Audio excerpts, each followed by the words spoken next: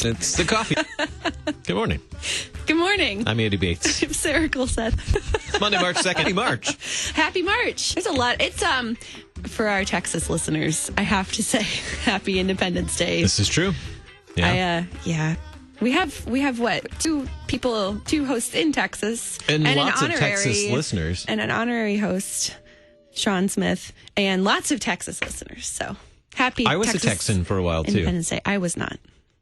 I lived in Texas for a while. Did you see what Pastor Apple made for breakfast today? I did. That's actually why I knew it was Texas Independence Day.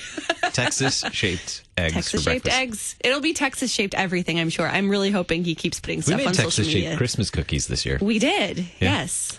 I know. It is Monday. It's Mental Health Monday, and we're going to chat with Deaconess Heidi Goehmann in just a moment because it's Monday and we need it. And also, March is Abilities Aware Month, so we're going to check in with our friends at Bethesda Lunities in second half of the program today as well. Thanks to Concordia University, Wisconsin for supporting the coffee hour. Find out about Concordia University, Wisconsin, w.edu. Live uncommon. Good morning, Deaconess Heidi. It is time for Mental Health Monday. Good morning. Happy Monday. Happy Monday. How interesting. We're talking about suffering and faithfulness today. I'm curious how those go together. Mm-hmm. How do they go together? How do suffering and faithfulness go together? Do you want to start there? Yeah, I think that's a good start. I think that suffering is so impactful in our mental health and impactful in our life in general. We go through childhood and then young adulthood comes in and stuff comes in. There is some suffering and there's losses, but suddenly there's this place in adulthood that happens where we hit upon perhaps our first really major episode, if you will, of suffering. Something happens, whatever that is. And we have to be the adult who handles it, I think is the big difference. And that is where the rubber hits the road of what faith means in our life, what its purpose is and how we make meaning and all of that. And so I think so often when that happens, our first go-to response is, am I faithful? I must not be because this wouldn't be happening to me if I'm not faithful. Or is God good? If this is happening to me, how can that be possible if we have a good God, which is what I believe this whole time. And so you can start to see how that would really impact our mental health, our sense of shame, our sense of worthiness, and all of that. And I think the Christian church, we really need to work on doing a better job of putting these two together intentionally before those times come in, helping people see that suffering and faithfulness go hand in hand, that in scripture, the concept of steadfastness always assumes trial around it.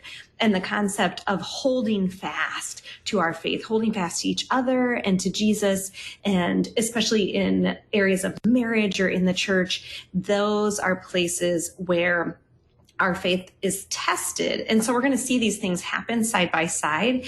And we need to have the people in our lives who are going to speak over us words of hope and words of meaning and purpose and insight that lead us to Christ, that show us him again and again, because there will be suffering. We're all going to have it in our lives. Yeah. And how is it even more, unique, particular with a mental health diagnosis or a mental health difficulty, something beyond just a suffering that may come and go day by day in our regular lives, but something of a diagnosis that you're going to have to live with for a while. Mm-hmm. Yeah, I think it's easier to deal with suffering that we know is going to kind of move along. Mm-hmm. Move along, please, that, okay, yes, I went through a hard time, but I'm better for it. Mm-hmm. It's easier to get that kind of spin on it and its purpose and growth orientation to it. But especially in mental health diagnoses in particular, you have first of all, the stigma associated with it, and we have a concept in our culture today that's very choice oriented, like that we wouldn't be going through this. We wouldn't have depression or anxiety or even a severe and persistent diagnosis like schizophrenia, or we wouldn't have addictions if we simply just chose to focus our mind in the right direction, or if we chose new thoughts, or if we chose those different things. And the reality is there's always a part of that in everything we do. God gives us free will and we have a lot of choice, but that is a little too simplistic, particularly when someone's suffering. And I was just reading this book on loss and mourning and grief. And one thing it noted is when we're trying to speak to someone who is struggling, who is suffering in some way, that we need to recognize whether they need a witness for their physical pain or for their spiritual pain, and respond to each of those things separately. And I thought that was really insightful. And so in a mental health diagnosis in particular, what is the physical pain? What's the earthly pain? What am I dealing with right now, right here? And what is hard about that? And how can I reflect back to that person that they are seen, that they are heard, that is hard, and that God sees and hears, because it is hard. And then what is the spiritual pain? How does that connect to the places of faith and joy and hope and all of that we need? And just being able to walk in and know that those two things are very connected, but different things, is a really powerful recognition. What does that say then? What, in terms of bearing one another's burdens? Can you speak to that? I don't know if I can make the connection. The synapses aren't going off in my brain, but the correlation there. No, that's good. I'm currently writing a book on this, actually. The fact that we walk into all the messes of people's lives. And I think step one is getting comfortable, getting a little cozy with other people's messes. And that means also getting cozy with our own.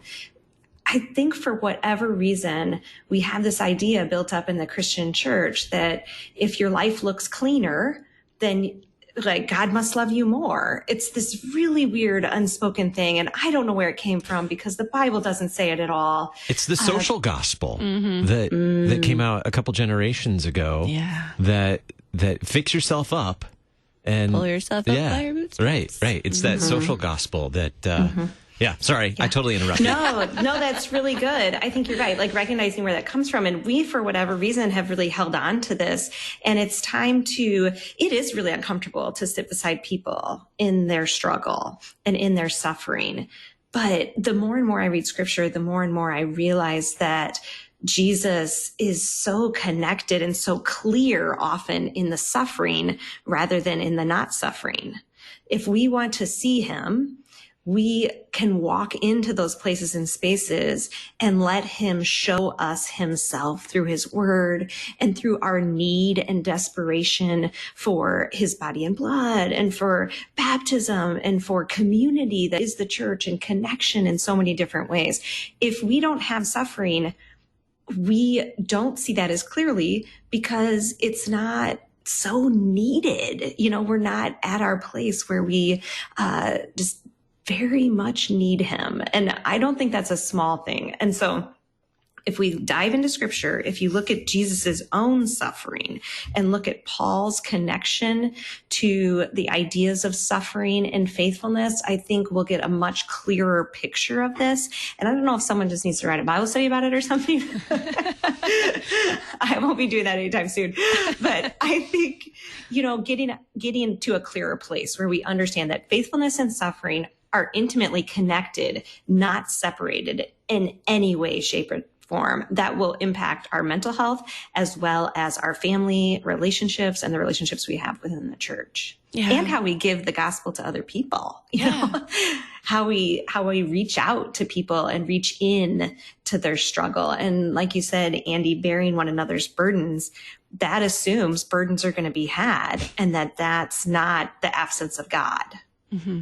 Yeah. And because we all have burdens and because we all suffer, maybe not in the same way, that that is a way for us to have that empathy for each other and build each other up, because we can speak the gospel to each other. We have the words of God to speak to each other, and to share the faithfulness of our God to us too. Mm-hmm. Yeah, I think we have also left that to pastors a little bit to do, and they love their job. They love it, and they're really good at it, at proclaiming the gospel in people's lives when they're hurting. But the reality is that God designed the whole church to do that. And so our pastors are simply meant to lead us and help us to, answer our questions and direct us and show us the word and what God is doing in that moment. But we have the ability to walk into those spaces too. And I think our pastors love that when we do that and when we do genuinely bear the burden together. And I would just say, use the words with people. God does not think less of you because you're suffering. God does not believe that you're not faithful, and that's not why this happened. We so often steal from the world their ideas and put it into our Christian faith and then just put Jesus alongside of it. We have to, again, go back to scripture and find out what God himself says about suffering. There is no shame in suffering. Jesus himself took on the cross, and Hebrews 12 tells us that he despised the shame of the cross.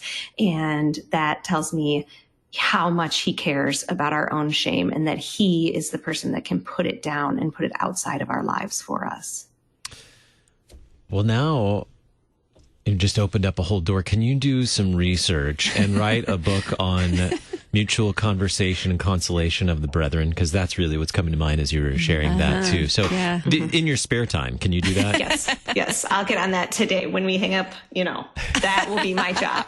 Write this book with very large words. No, it doesn't have to have very large words. Those were very large words that you used. Mutual conversation and consolation.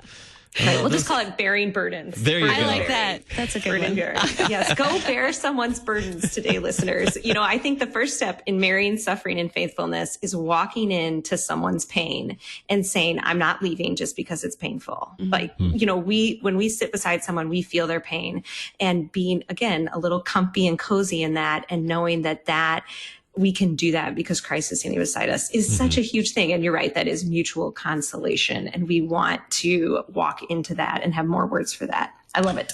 Deaconess Heidi Goehmann, Mental Health Monday. Thank you so much. Always good to chat with you. Thanks for having me. See you next week.